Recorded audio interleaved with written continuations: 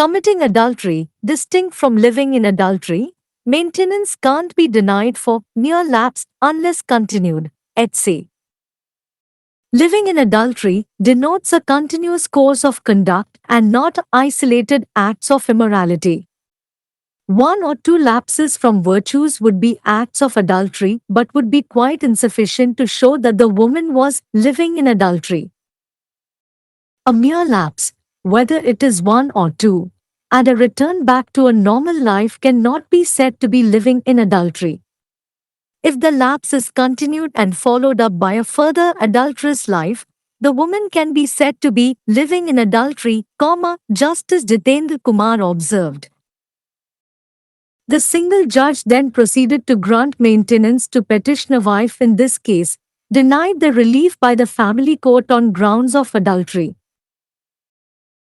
The High Court found there was no cogent evidence to support the husband's contention that his wife had eloped with another man to lead an adulterous life.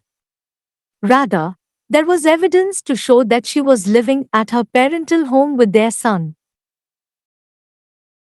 It also rejected the husband's contention that the wife was divorced by pronouncing triple talaq, pointing that Muslim Women, Protection of Rights on Marriage, Act 2019 declares triple talaq void and illegal.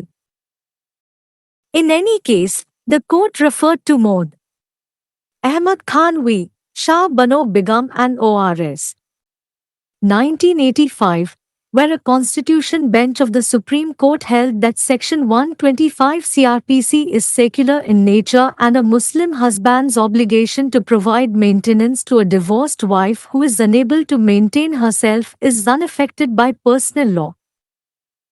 The court therefore set aside the family court's order to the extent that it denied maintenance to the wife, holding that she is entitled to maintenance in accordance with law.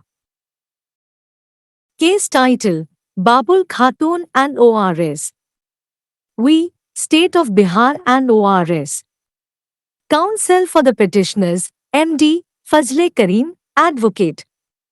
For the state, Mr. Anuj Kumar Srivastava, App. For the informant, Mr. N.K. Agrawal, Senior Advocate, Dr. Bidhu Ranjan, Advocate, Mr. Saroj Kumar Chaudhary, Advocate.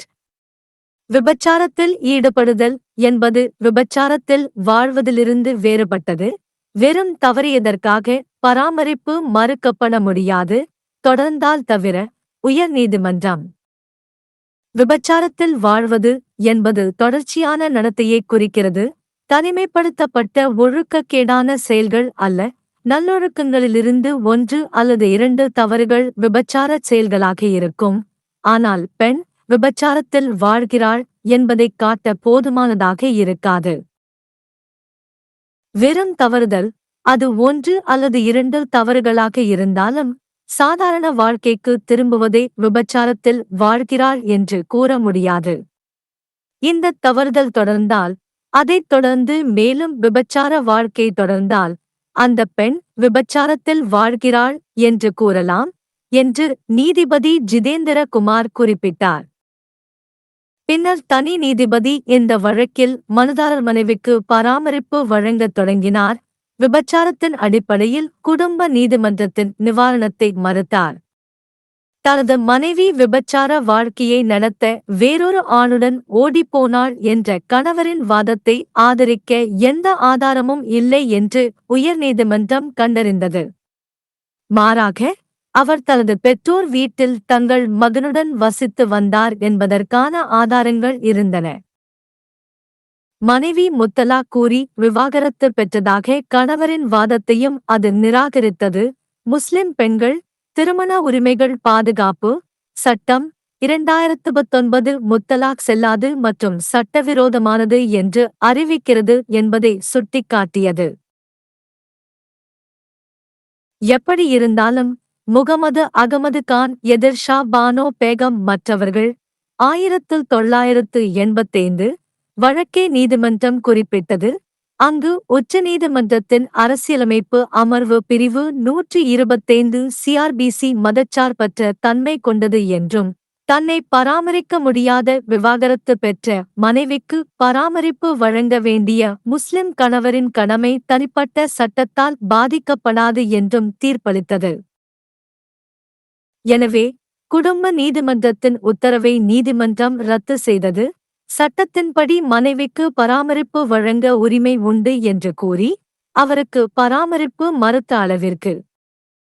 வழக்கு தலைப்பு: பாபுல் கட்டூன் மற்றவர்கள். எதிர் பீகார் மாநிலம் மற்றவர்கள். மனுதாரர்களுக்கான வழக்கறிஞர் MD. ஃபாஸ்லே கரீம். வழக்கறிஞர் அரசு சார்பாக திரு अनुज कुमार श्रीवास्तवा, ABB। व्यभिचार करना व्यभिचार में रहने से अलग है। मात्र चूक के आधार पर गुजारा भत्ता देने से इनकार नहीं किया जा सकता जब तक कि वह जारी न रहे। उच्च न्यायालय।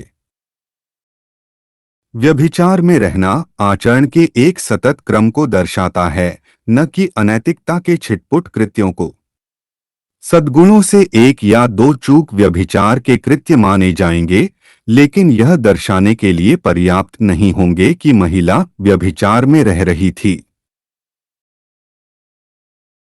मात्र चूक, चाहे वह एक हो या दो, और सामान्य जीवन में वापस लौट आना व्यभिचार में रहना नहीं कहा जा सकता। यदि चूक जारी रहती है और उसके बाद आगे व्यभिचारी जीवन व्यतीत किया जाता है तो महिला को व्यभिचार में रह रही कहा जा सकता है, न्यायमूर्ति जितेंद्र कुमार ने कहा। इसके बाद एकल न्यायाधीश ने इस मामले में याचिकाकर्ता पत्नी को गुजारा भत्ता देने की कार्यवाही शुरू की, लेकिन पारिवारिक न्यायालय ने व्यभिचार के आधार पर राहत देने से इनकार कर दिया।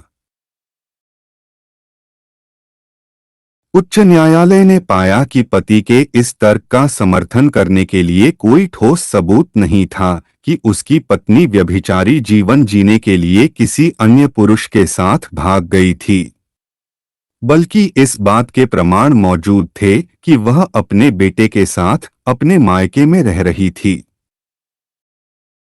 उसने पति के इस तर्क को भी खारिज कर दिया कि पत्नी को 3 तलाक कहकर तलाक दिया गया था और कहा कि मुस्लिम महिला विवाह अधिकार संरक्षण अधिनियम 2019 3 तलाक को अमान्य और अवैध घोषित करता है। बहरहाल न्यायालय ने मोहम्मद अहमद खान बनाम शाह बानो बेगम एवं अन्य 1985 का हवाला दिया, जहां सर्वोच्च न्यायालय की संविधान पीठ ने माना था कि CRPC की धारा 125 धर्मनिरपेक्ष प्रकृति की है और एक मुस्लिम पति का तलाकशुदा पत्नी जो अपना भरण पोषण करने में असमर्थ है को भरण पोषण प्रदान करने का दायित्व पर्सनल लॉ से अप्रभावित है। इसलिए न्यायालय ने पारिवारिक न्यायालय के उस आदेश को खारिज कर दिया जिसमें पत्नी को भरण पोषण देने से इनकार किया गया था और कहा कि वह कानून के अनुसार भरण पोषण पाने की हकदार है। केस का शीर्षक बाबुल खातून एवं अन्य बनाम बिहार राज्य एवं अन्य। याचिकाकर्ताओं के वकील मोहम्मद फजले करीम, अधिवक्ता राज्य की ओर से श्री अनुज कुमार श्रीवास्तव, APP।